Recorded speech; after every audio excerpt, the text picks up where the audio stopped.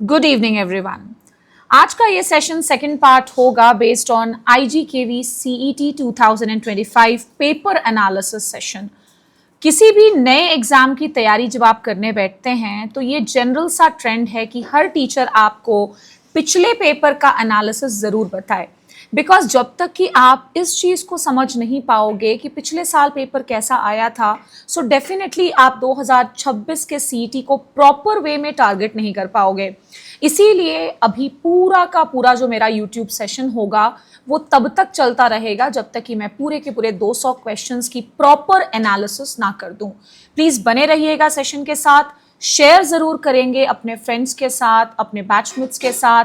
और हाँ, एक काम में बहुत कमी करते हो, वो है सेशन को लाइक करना। तो सेशन को लाइक करना मत भूलना।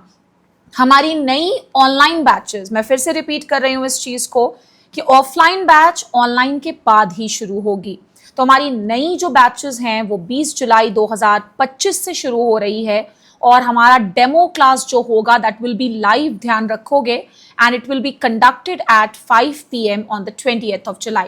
तो जितने भी बच्चे हैं, खास तौर पे मैं ड्रॉपर्स के लिए बोलूँगी कि और टाइम वेस्ट मत करना, बिकॉज डेफिनेटली 2026 के पेपर का लेवल 2025 से भी ऊपर आएगा, ध्यान रखोगे। 2025 का पेपर वैसे भी कोई बहुत नॉर्मल से लेवल के क्वेश्चंस वहां पर नहीं पूछे गए थे। तो ड्रॉपर्स जितना जल्दी हो सके ज़रूर से हमारे ऑनलाइन क्लासेस को चेकआउट कर सकते हो। चलिए शुरू करते हैं आज के पहले क्वेश्चन के साथ। ये जितने भी क्वेश्चंस मैंने लिए हैं, these are all based on IGKV CET 2025 question paper, remember that. देखिए क्वेश्चन क्या है, Hisar Surkha, Lalit and Pusa Arushi are the varieties of which of the following fruit crop. तो भाई वैसे तो ये क्वेश्चन बड़ा आसान है क्योंकि हर बच्चा जानता है कि ललित किसकी वैरायटी है, गुआवा की। सो डेफिनेटली आप सभी को इसका आंसर तो समझ में आ गया होगा कि भाई इसका आंसर गुआवा होने वाला है। प्रॉब्लम क्या होता है कि बच्चे ये नहीं समझते कि किसी पर्टिकुलर एग्जामिनेशन के क्वेश्चन का सिर्फ आंसर नहीं रटना है आपको, बल्कि उस पर्टिकुलर क्वेश्चन में हमारे पास और क्या नया सीखने को है ये भी जानना और समझना बहुत जरूरी होता है। जैसे कि आई एम श्योर कि आप जितनी भी किताबें पढ़ते होंगे, लाइक इंस्टेंट हॉर्टिकल्चर, ग्लॉस्टस हॉर्टिकल्चर, अरुण कत्यायन, नेमराज सुंडा, RK शर्मा, उन सारी किताबों में अमरुद जरूर दिया है, बट पूसा आरुषि नाम की वैरायटी तो कहीं पर मेंशन ही नहीं है। और क्या पता अगले साल आपको ये सेम सवाल दोबारा देखने को मिल सके किसी भी पेपर में, मे बी CUET में ही नजर आ जाए। सो पूसा आरुषि भी ध्यान रखोगे गुआवा की वैरायटी है, and Pusa Pratiksha is also a variety of guava, and these two varieties are newly released varieties, तो जरूर से इसको याद रखोगे। Now coming to the second question, NKM1 and Balanagar are the popular varieties of. अब देखो NKM1 जो वैरायटी है ये भी आपको नॉर्मल किताबों में देखने को नहीं मिलेगी, बालानगर वैरायटी आपको डेफिनेटली मिल जाएगा। So let me tell you the answer कि Balanagar and NKM varieties are the varieties of custard apple. और अब हम नया क्या सीख सकते हैं इस सेशन से, तो नया ये है कि Thar Amrit is also a variety of custard apple. और आप देखोगे कि ये जो थार अमृत नाम की वैरायटी है वो आपके नॉर्मल जितने भी हॉर्टिकल्चर की कॉम्पिटिटिव किताबें हैं उसमें तो कहीं पर नामो निशानी नहीं है। और डेफिनेटली जैसे जैसे लेवल बढ़ रहा है, मान के चलो कि आपको बहुत सारे नए नए क्वेश्चंस आने वाले समय में भी देखने को मिलेंगे। हो सकता है आपको अगले साल ही थार अमृत भी देखने को मिल जाए। Now coming to question number third, A hybrid developed by crossing king and willow leaf is। और ये सेम सवाल मैं आपको बताते चलूं, हमारे छत्तीसगढ़ व्यापम के द्वारा कंडक्टेड RU 2023 के भी पेपर में आया था। तो जितने भी बच्चों को ये भी लगता है कि मैम हम CET की तैयारी क्यों करें, हमें CET से क्या फायदा होगा, तो CET से सबसे बड़ा फायदा ये होता है कि जितना डिटेल अप्रोच CET की तरफ होता है उतना डिटेल्ड अप्रोच आप बाकी एग्जाम में नहीं रख सकते हो। और एक बच्चा जो CET की तैयारी बहुत ही अच्छे लेवल पर किया हुआ हो, उसके लिए RO का पेपर, RHO का पेपर, AG टीचर का पेपर, JRF के पेपर्स, इनफैक्ट IBPS AFO का पेपर बहुत धीरे और बहुत ही नॉर्मल लेवल का लगता है। सो आपको बताते चलूं, the correct answer is Kinnow. So Kinnow is a cross between king and willow leaf. Now coming to the third question, the minimum percentage of fruit pulp in cordial is. अगर आप में से किसी भी बच्चे को ये नहीं पता है कि कॉर्डियल क्या होता है, so cordial is simply a beverage. पीने वाला ड्रिंक होता है, it's a non alcoholic drink.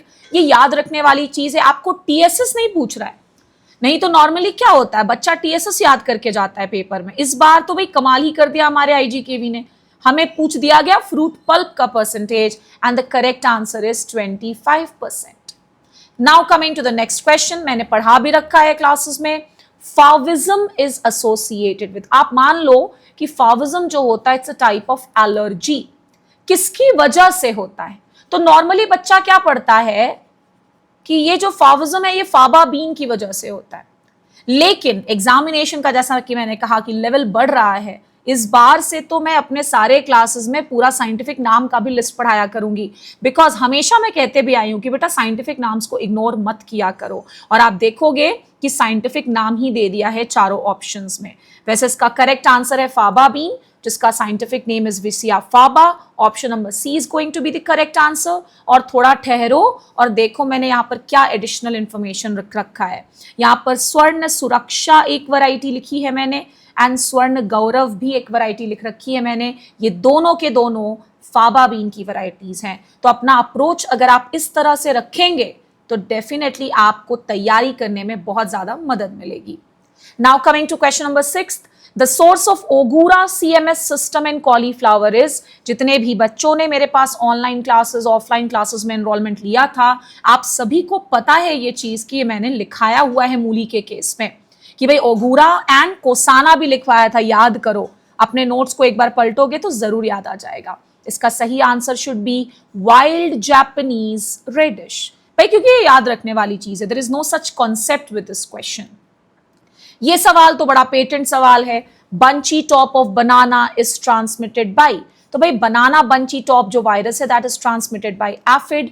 और एफिड का साइंटिफिक नाम क्या है जो कि बनाना बंची टॉप को ट्रांसमिट करता है? पेंटालोनिया।